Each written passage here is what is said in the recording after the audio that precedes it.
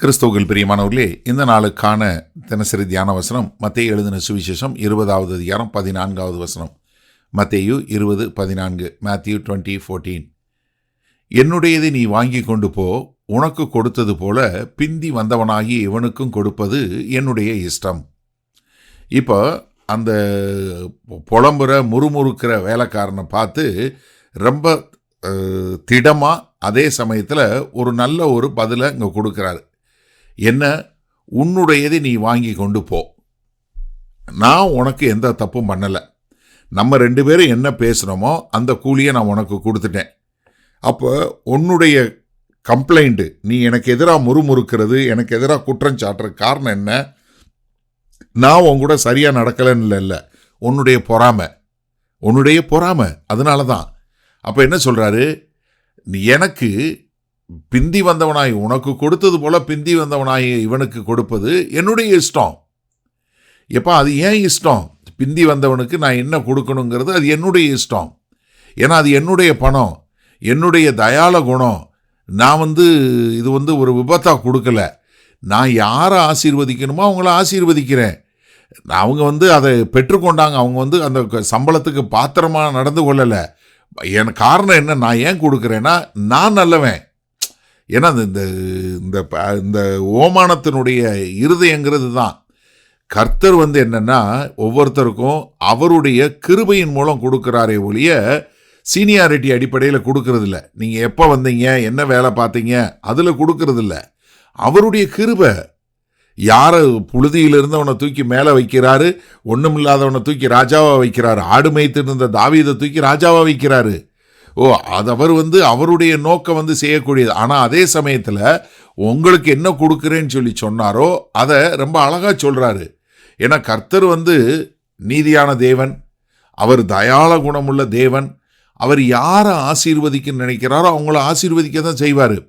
இப்போ ஏன்னா மத்தேயு 19வது அதிகாரம் 27வது வசனத்தில் பேதுரு கேள்வி கேட்டார் இல்லையா? ஆண்டவரே, நாங்கள் எல்லாத்தையும் விட்டுட்டு வந்தோம், எங்களுக்கு என்ன அப்படின்னு சொல்லக்கூடிய அதுக்கு தான் ஆண்டவர் என்ன சொல்கிறாரு? நான் அவனுக்கு கொடுத்தா உனக்கு என்ன?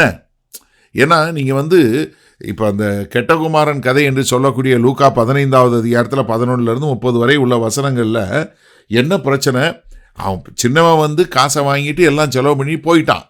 எல்லாத்தையும் போயிட்டு திரும்பி வந்த உடனே அப்பா என்ன பண்ணுறாரு? அவனுக்காக நல்ல விலையுயர்ந்த ஆட்டுக்குட்டி கொளுத்த கண்ணுக்குட்டியை அடித்து நல்ல விருந்து வச்சு கொண்டாடும்போது பெரியவனுக்கு என்ன? எனக்கு நீங்கள் ஒன்றுமே செய்யலை, ஏன்னா நானும் இவ்வளோ காலம் உங்கள் கூட தான் இருந்தேன், எனக்கு நீங்கள் செய்யலை அப்படின்னு சொல்லக்கூடிய ஒரு காரியத்தை சொல்கிறான். அதனால தான் இங்கே நமக்கு பார்க்கும்போது இது என்னமோ தயாள குணத்தை பாராட்டாமல் மாறாக நீங்கள் இப்படிப்பட்ட ஒரு அநீதியை இழைத்து விட்டீர்கள் என்று சொல்லி தேவனாகிய கர்த்தர் மேலே குற்றம் சாட்டக்கூடிய ஒரு காரியத்தை நம்ம பார்க்குறோம். அதனால் அவர் என்ன சொல்கிறாரு? அழுத்தம் திருத்தமாக உனக்கு கொடுத்தது நீ வாங்கிட்டு போ, எனக்கு உண்டானதை நான் கொடுக்கறதுல உனக்கு என்ன பிரச்சனை? சரி, இந்த நாளில் இந்த வசனத்தை நம்ம எப்படி எடுத்துக்கொள்வது? ஒரு காரியம் நல்லா தெரிஞ்சுக்கொள்ளுங்க. கர்த்தர் ஒருபோதும் அநீதியானவர் அல்ல, எப்போதுமே. ஆனால் அவர் என்ன, நம்ம எதிர்பார்க்கிறதை காட்டிலும் அதிகமாக தாராளமாக தயாள குணமாக அவர் கிருபையையும் இரக்கத்தையும் அளிக்கக்கூடிய தேவன். ஏன்னா முதல்ல வந்த மக்களுக்கு என்ன சொன்னாங்களோ அதை கொடுத்தாரா? ஆனால் அவங்களுக்கு கொடுத்தது கூலி, அவங்களுக்கு கொடுத்தது நீதி. ஆனால் கடைசியாக வந்தவங்களுக்கு கொடுத்தது என்ன? கிருபை. இதைத்தான் அங்கே விலைக்கு கொடுக்குறாரு. எப்போ நீங்கள் இது ஒப்பிட்டு பார்க்கும்போது கர்த்தருடைய நல்ல குணம் போயிடும், கர்த்தருடைய நீதி போன மாதிரி போயிடும், உங்களுக்கு பொறாமை வந்துடும், கர்த்தருக்கு எதிராக முறுமுறுக்க ஆரம்பிச்சிருவீங்க. இப்போ நீங்கள் யோசிங்க, நீங்கள் யாரை பார்த்தா உங்களுக்கு முறுமுறுப்பு வருது? உங்கள் கூட வேலை பார்க்குறவங்க, இல்லை உங்கள் கூட தொழில் பண்ணுறவங்க, இல்லை உங்கள் கூட பிரசங்கம் பண்ணுறவங்க, இல்லை ஒருவேளை உங்கள் சர்ச்சை நடத்துகிறவங்க, போதையர், இல்லை யார் மேலேயாவது உங்களுக்கு இப்படிப்பட்ட ஒரு கோபம், இப்படிப்பட்ட ஒரு இது நீங்கள் கர்த்தரை பார்த்து என்ன ஆண்டவரே இது எனக்கு மட்டும் நடக்கலை அப்படின்னு சொல்லக்கூடிய ஒரு முறுமுறுப்பு உங்கள்கிட்ட இருக்கா? ஒரு நிமிஷம் சிந்திச்சு பாருங்கள். இருந்துச்சுன்னா நீங்கள் என்ன பண்ணுறீங்கன்னா, கர்த்தர் அநீதியாக நடந்துக்கிட்டாரு அப்படின்னு நினைக்கிறீங்க. ஆனால் நீங்கள் நல்லா தெரிஞ்சுக்கொள்ளுங்க, கர்த்தர் ஒரு காலம் அநீதியாக நடக்கவில்லை. ஆனால் அவர் என்னன்னா, நீங்கள் எதிர்பார்க்கிறதை காட்டிலும் மற்றவர்கள் மேல் தயாள குணமாய் தாராள குணமாய் ஆசீர்வதிக்கிறார். அதனால நம்ம எனக்கு இதுக்கு தகுதி இருக்குது, எனக்கு நீங்கள் இதை கொடுக்கணும், நான் இதை பெறுவதற்கு தகுதி உள்ளவன் சொல்லி நம்ம யாரும் கர்த்தர்கிட்ட போக வேணாம்.